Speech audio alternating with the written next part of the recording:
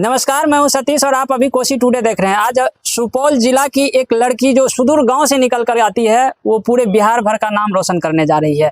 ये पार्लियामेंट में जाके स्पीच देगी और पूरे बिहार को रिप्रेजेंट करने वाली है। उसी के विद्यालय में है और यहाँ उस विद्यालय के प्रधानाध्यापक भी हमारे साथ हैं और ये बच्ची भी है जो कि 12th क्लास की छात्रा है। अब जरा बताइए कि जिस संसद में जाने के लिए लोग कितना मेहनत करते हैं, चुनाव लड़ते हैं, इसके बाद अगर उनकी जीत होती है तब जाके वो संसद भवन पहुंचते हैं और वहां उनको बोलने का मौका मिलता है, क्योंकि आज इतनी कम उम्र में संसद भवन पहुंच रही है। तो सबसे पहले हम इन्हीं से जानेंगे कि संसद भवन जा करके ये क्या कुछ वहां करने वाली है और किन चीज़ों पर स्पीच देने वाली है। क्या नाम हुआ बाबू? विभा परियार। संसद भवन पहुँचने वाली है, क्या कुछ वहाँ प्लान है, क्या करना है? वहाँ पर जाके रविन्द्रनाथ टैगोर के ऊपर स्पीच देना है। कैसा स्पीच देना है?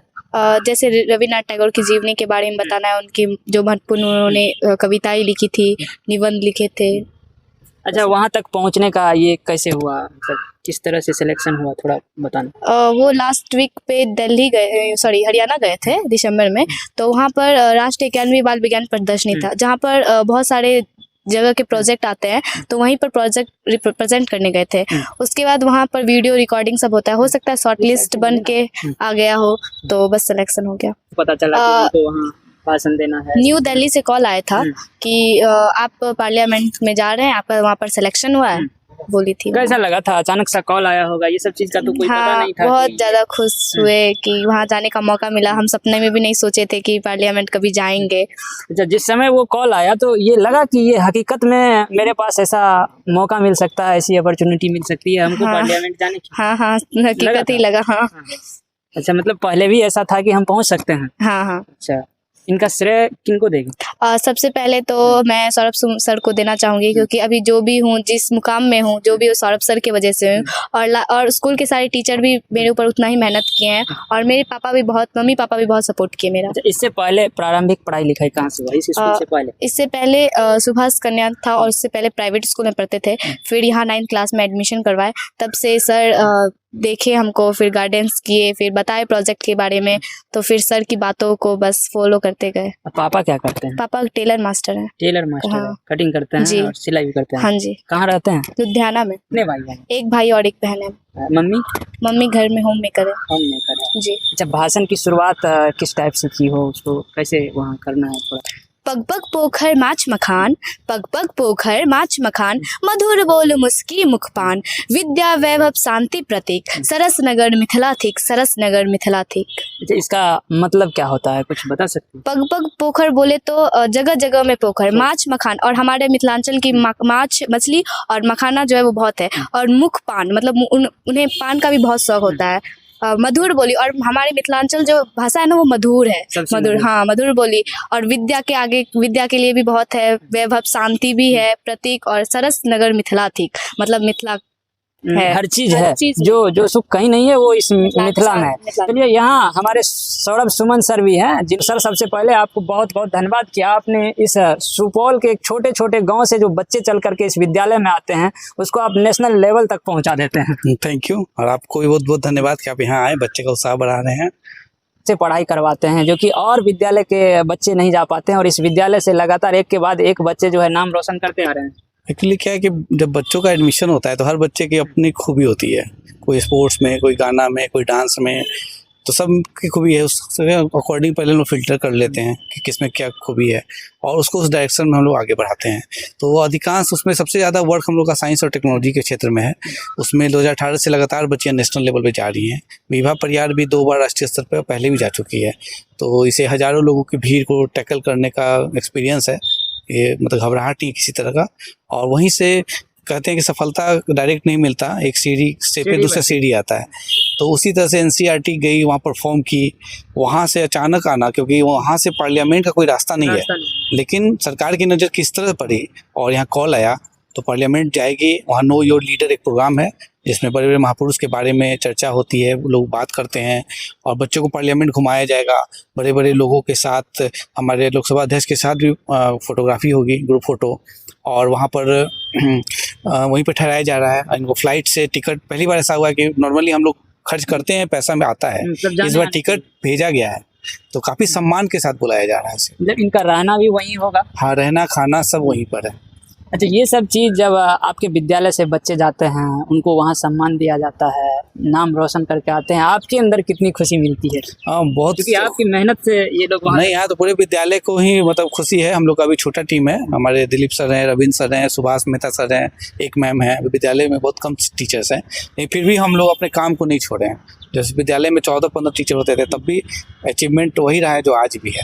तो काफ़ी खुशी होती है, और बच्चों का, पेरेंट्स का, और त्रिवेणीगंज के मीडिया का, और त्रिवेणीगंज के जो भी लोग हैं काफ़ी सराहना करते हैं। जब मैं बाहर निकलता हूँ तो तारीफ़ करते हैं, उससे और प्रोत्साहन मिलता है कि अच्छे काम को करते रहेंगे तो पब्लिक भी अपने बच्चों को यहाँ भेजने में मतलब आगे रहेगी। मतलब देर ही सही, लेकिन अच्छा काम का परिणाम अच्छा ही होता है। जी जी, ये तो है, बात सही है सर।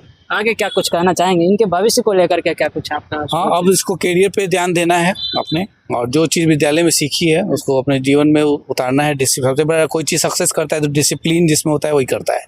डिसिप्लिन मतलब ये स्कूल के टीचर्स की बात को फॉलो की बिना कुछ मतलब मिसगाइड हुए, तो ये चीज़ को मेंटेन रखेगी आगे, तो और आगे जाएगी। उम्मीद है कि लाइफ में अच्छा करे। सर, विभा परियार के बारे में क्या कुछ कहना चाहेंगे कि एक गांव से निकल करके ये बच्ची जो है पूरे बिहार को रिप्रेजेंट करने वाली है? एक तो सबसे पहली बात है कि हमारा बिहार एक बीमारू राज्य की श्रेणी में आता है, और साक्षरता दर में सबसे न्यूनतम स्तर पे अगर भारत का सेंसेक्स की बात की जाए, उसमें भी सबसे पीछे, क्योंकि आपका चैनल के नाम में भी कोसी लगा हुआ है, तो कोसी तो और ज्यादा एकदम बाढ़ से और सुखाड़ से दोनों से ग्रस्त रहता है। जबकि संसाधन विहीन जिला और क्षेत्र कहा जाए, उसमें इस बच्ची ने इतना, एक तो एनसीईआरटी के थ्रू अगर ये बच्ची वहाँ गई है, क्योंकि जैसे सौरभ सर ने भी बताया कि एनसीईआरटी से पार्लियामेंट का क्या वे था वो जानकारी नहीं थी, बट वहाँ से वो उनकी जो वो एक विद्वानों की टीम होगी, उन्होंने इस बच्ची का सिलेक्शन किया। और ये बच्ची कोई पटना से नहीं है, ये कोई सेंट जेवियर या कोई किसी पटना के या कोई भागलपुर, यानी जो बिहार में जो बड़े जो शहर है वहाँ की बच्ची नहीं है। एक सुदूरतम क्षेत्र से, एक मंडल से इस बच्ची को यहाँ से अगर इनको चयनित किया गया है, तो यह इस क्षेत्र के लिए, इस परिवार के, इस बच्ची के परिवार के लिए, समाज के लिए, शिक्षकगण के लिए, सबों के लिए गौरव का क्षण है, निस्संदेह गौरव का क्षण है। और जो शब्दों में वर्णित करना मतलब दुष्कर कार्य है, शब्दों में वर्णित नहीं संभव है इस सफलता के लिए।